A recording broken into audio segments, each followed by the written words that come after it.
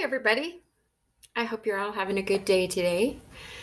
It's kind of a lazy day. I just really feel like sleeping today, but it's kind of cloudy. Looks like it might snow. I might just go ahead and take a nap when I'm done with this. Pretty sure that's what's going to happen.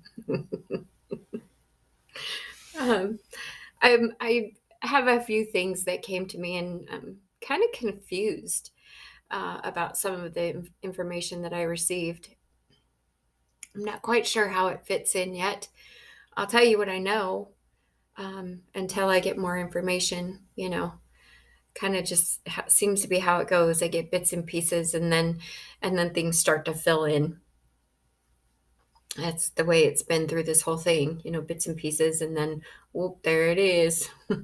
everything everything comes to all the pieces start fitting together. Sorry, excuse me. All right, so first of all, I was given the name Jamie.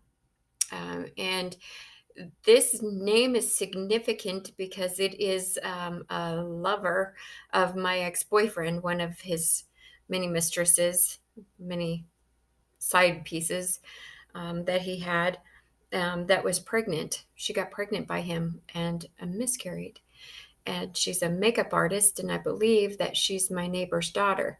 Now, my neighbor told me her daughter's name was something different, but I don't know if that was a lie or what exactly that is, or maybe it was a middle name or something, but I'm getting the name Jamie as my neighbor's daughter.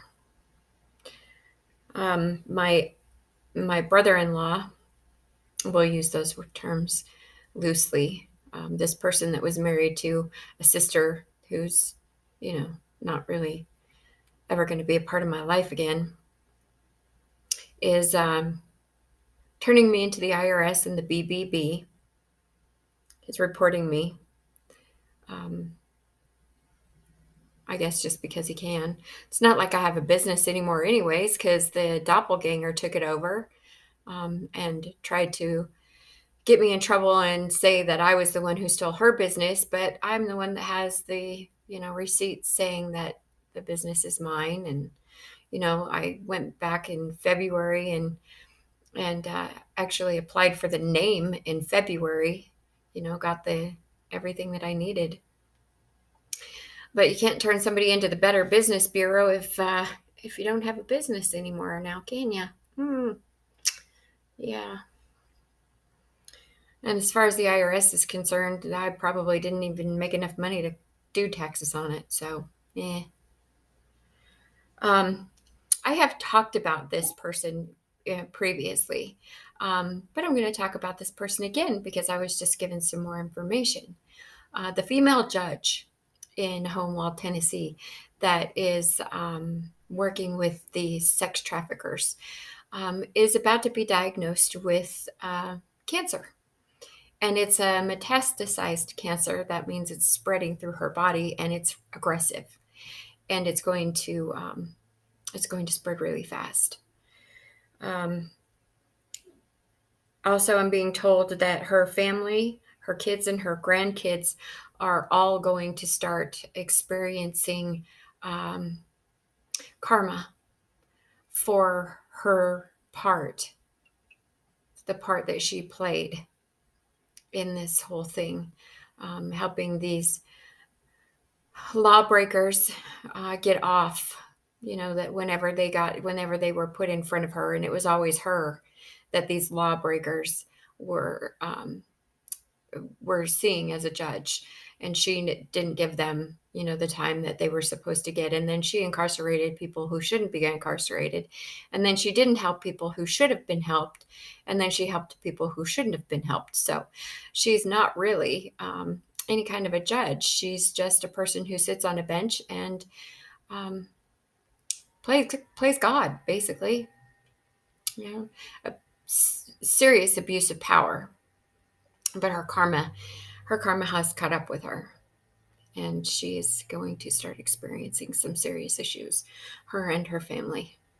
I believe that has something to do with the concrete company there as well. I believe that's also somebody who's associated with all of this trafficking stuff. The whole freaking town knew about what was happening to me. And nobody said anything to me. Nobody helped me. Nobody, nobody told me what was going on. I was looking at some things about being a bystander. You know, when you see an injustice taking place and you just sit back and you just watch it and you don't do anything to help the person that the injustice is being done against, that basically in God's eyes you are as guilty as the person committing the crime, because you're not doing anything to help your fellow man. You're not doing anything at all to be of any kind of service in any way. You're not doing a very nice thing. It's a very unjust thing to do. And God looks at unjust men as an abomination. That's exactly what that means. God sees unjust men as an abomination. So the whole town is an abomination. Everyone that knew about it and did nothing anyway. And I'm being told that there aren't very many people who didn't know about it. That this was a whole thing that was set up from the very beginning. Before I ever even got there, this was something that was already set up for me by my mother, my brother, my boss at work, my coworkers, from the moment I got into town. This was all a setup. How very sad. No wonder nobody was nice to me in this town. Everybody knew from the get-go that I was supposed to be set up for trafficking. Whether or trafficking or this coven, killing me. I mean, depending on who won the competition between the secret society and the coven, whoever won that competition, that would have been whatever my demise was supposed to be. Little did y'all know, you were messing with a child of God. And he wasn't about to let any of that happen, obviously. Because as many times as you've all tried to take me out, I still sit here. I'm still here. And many, many people have died, gotten sick. Children are being born with illnesses. There's a lot of people that are having a lot of karma right now. People with job loss. Yeah. And people who are still doing stuff, even though they've reaped their karma, and I mean, 1 and 1 equals 2. Are you not putting that together? I mean, I just don't get it. Unless you're really like so narcissistic that you just can't accept what's happening. And when I say this group, there's a group that goes to the pool hall. There's that one group. I'm telling you, folks, I have never seen a group of narcissists the way that I've seen that group. And when I say narcissistic, the true blue, absolute definition of narcissists are in that group. So there's a place just outside of Tennessee that was started in 1971 called The Farm. It started off as like a hippie commune kind of place where, certain people who had the same beliefs all got together, and they lived off the land, and they had animals, and, just came together as a little commune. Well, it's a cult is what it is. It's a cult. And they were The principles on which they started this was that nonviolence and respect for Earth. They want to have a positive effect on the Earth. Well, you have gone against the very principle in which you started the farm, because y'all were making money off of the trafficking that this society was doing. You were warned not to do this, but you did it anyway. You decided that that was the way you wanted to make your money. I had been to the farm a couple of times, and there you would think, there would be people, love, peace, and even those people were terrible to me. Nobody would talk to me. I'm not even kidding when I say it's Homewell, Tennessee is one of the most unfriendly places I have ever been in my entire life. And now I get it, because everybody already knew what was happening to me. Nobody wanted to be involved. Everybody stayed away from me.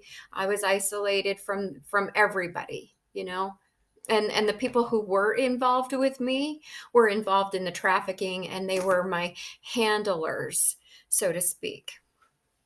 Yeah, the nurse that I worked with.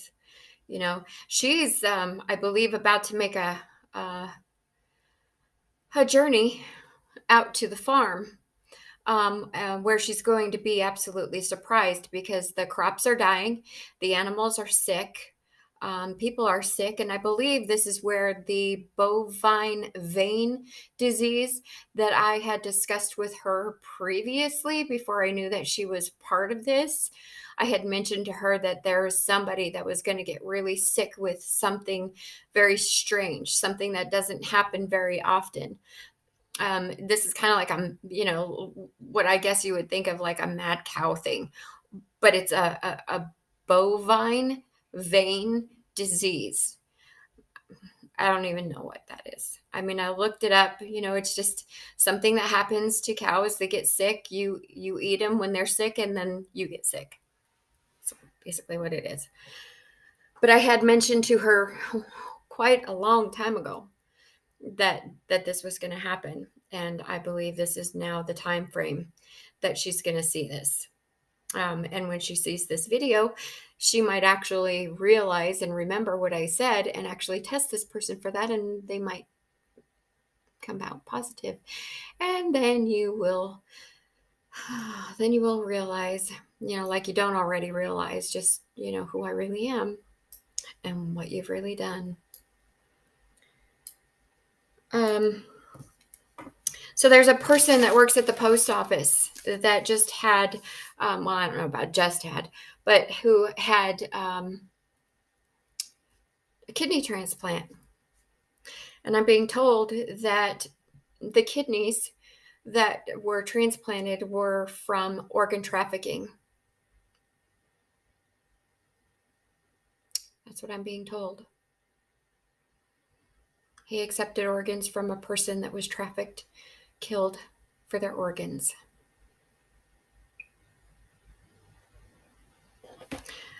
Ooh.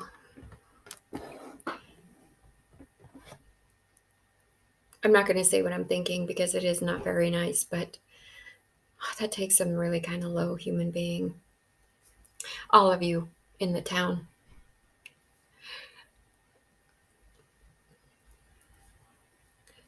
I don't have any words for how disgusting I think you people really are. A whole town full of disgusting people. How very sad. I'm sure not all of you. Please don't get me wrong. But there are a whole lot more that are disgusting than there aren't at this point. So there is a person in this society who is actually drinking himself to death. I believe it's my landlord. I do. I believe it's my landlord. He is holed up at his baby mama's house, hiding out there. And to his wife, he married you for your money, and he has an insurance policy taken out on you. And Your sister's baby is his child. Sorry, but it's the truth.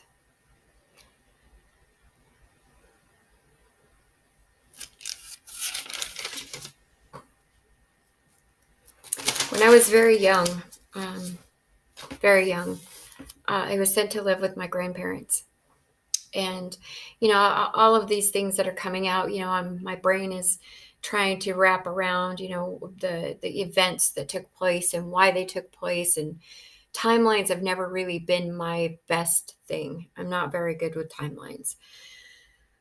But I do know that I was about 6 months old or so when my parents sent me to live with my grandparents.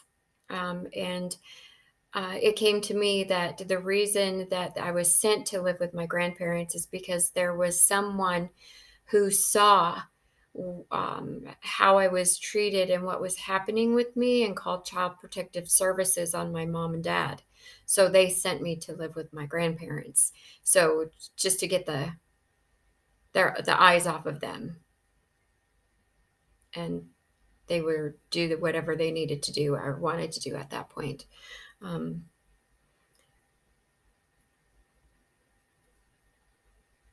my landlord, that was in Colorado, was actually helping my mom. There were many times when I would come home and I would know that somebody was in my house, and I expressed that to my daughter that recently passed away, that somebody was in my house, and I told her who it was that was in my house because I could smell her perfume on my dog. I kiss my dog on the head constantly, daily. I kiss my dog on the head, and I could smell your perfume on my dog. So I know you were in my house. I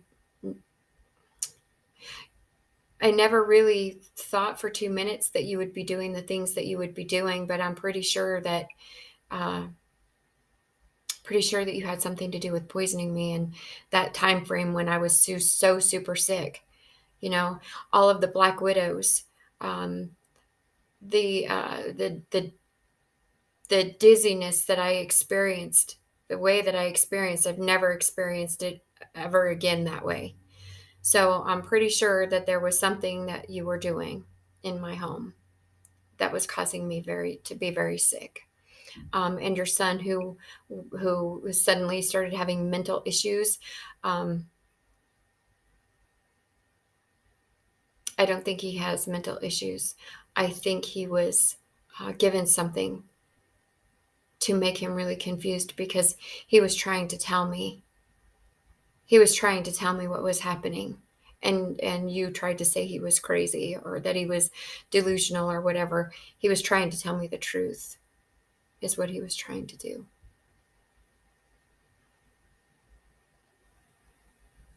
Shame on you. I hope your karma has come to you and keeps coming to you. And I really hope they can kind of prove that you had something to do with it and you spend the rest of your life in prison, is what I hope. Um, my father, my biological father, was a polygamist. My mother was one of many. My sisters told me he was married like 14 or 15 or some odd, however many times, but he was a polygamist. And I'm sure there are a lot of us children out there, way more than just the four that me, my brother, and my two sisters. I'm sure there's way more than just us. Um, Not exactly sure yet how all of that plays in to the scenario or the situation. Still, things are still coming out about that. Um, I just picked up today, actually just moments before I started this video, that my mother was adopted. My mom was adopted. My grandma had mentioned to me many, many times that she really had a hard time carrying a child. In the graveyard, there's many. little baby graves, um, a set of twins, boys. I think there are 4 stillbirths. Grandma was unable to carry for some reason, but I believe my mother was adopted. And I believe that my ex and my mother are indeed siblings. I told y'all, when I looked at my mom's eyes, when I looked into my mom's eyes, and when I looked into his eyes, my boyfriend's eyes, my boyfriend at the time's eyes, they were the same. Their eyes were exactly the same. They're related. I was right. They are related because my mom was adopted. And he is her biological brother. And now the story starts to tie in because he had a very tumultuous childhood filled with molestation and being locked in closets and being fed canned peas, being treated differently than the rest of the kids. Welcome to my life. I know exactly how you feel because that was me too. So see, that's the trafficking. I mean, I believe this is a generational thing. I believe that this is something that has been going on for a very, very, very long time in this family. They were all groomed to be this way. My mother had an opportunity to move away and be with my grandparents, her adoptive parents, and have a better life, but she went back to her roots, found her roots, I guess, and went back to that. And somehow that ties into my biological father, and I'm just not sure how that ties in yet. I'm still trying to work that out. Yeah, y'all, it is so convoluted. The amount of crazy that is behind all of this is really hard for somebody who's sane to wrap their mind around it.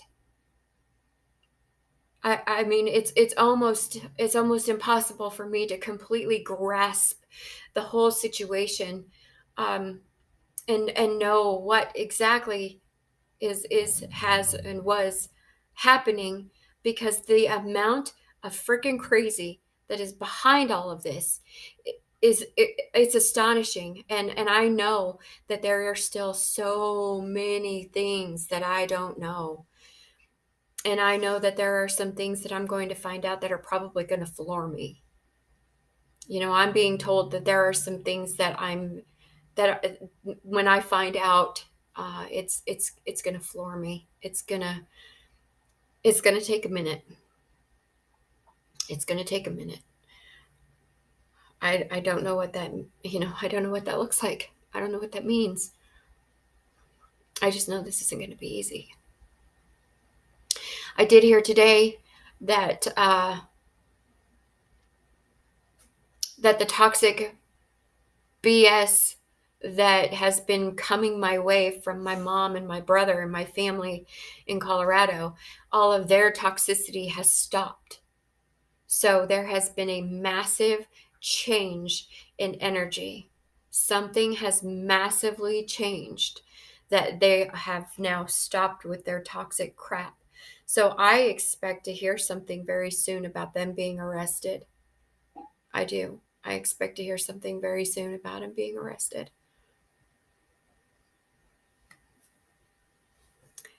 The ball is definitely rolling. I know it's been rolling for the past week. I could feel it. I've been feeling it. I've been telling my friends, I feel it coming. I feel it coming. I feel it coming. I feel it coming. It's definitely coming.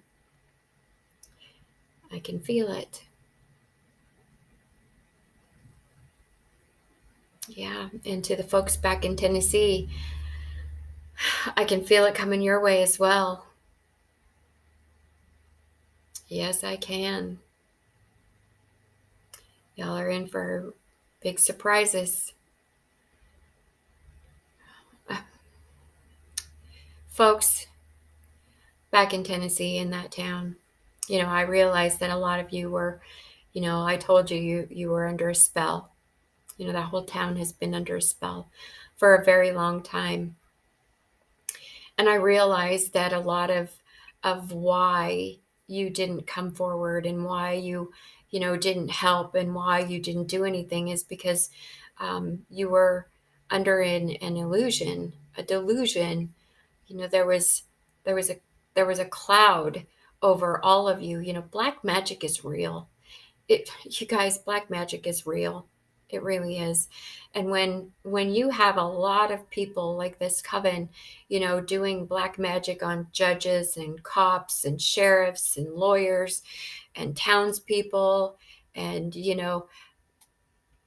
they were able to get away with so much. They were able to get away with trafficking people, murdering people for their organs, stealing people's kids. And not only did they steal people's kids, but when I had mentioned something, when all this first started coming out, and I started telling people, I'm going to start doing a YouTube channel. I'm going to expose these people. I'm going to expose these people. I'm going to expose these people. And I was like, the coven. Everybody knew about the coven. Everybody knew about the coven. When I said something about exposing, everybody knew. And when I said, did you know that there was a spell over the town? Everybody was like, well, no, I didn't know that. And I was like, well, there are children being abducted. Yeah, yeah, everybody knows that. Everybody knows that. But nobody did anything. It was just, oh, well, our kids are being stolen. I'm sure, there were tears and there was sadness, but it wasn't, there was no conviction or passion behind it. It was just like, oh, okay, yeah, kids are being stolen. Oh man, what are we gonna do? It was weird. It was so weird. I'm being told that you all are waking up and that you're realizing, and I'm so very happy. I'm very happy because you're going to be able to get back into the real world, into the real life. I'm sorry that we're all so clouded and misguided. I'm very happy that you're waking up. Look out for each other now. Don't let things like this happen in your town anymore. Take your power back. Take your power back.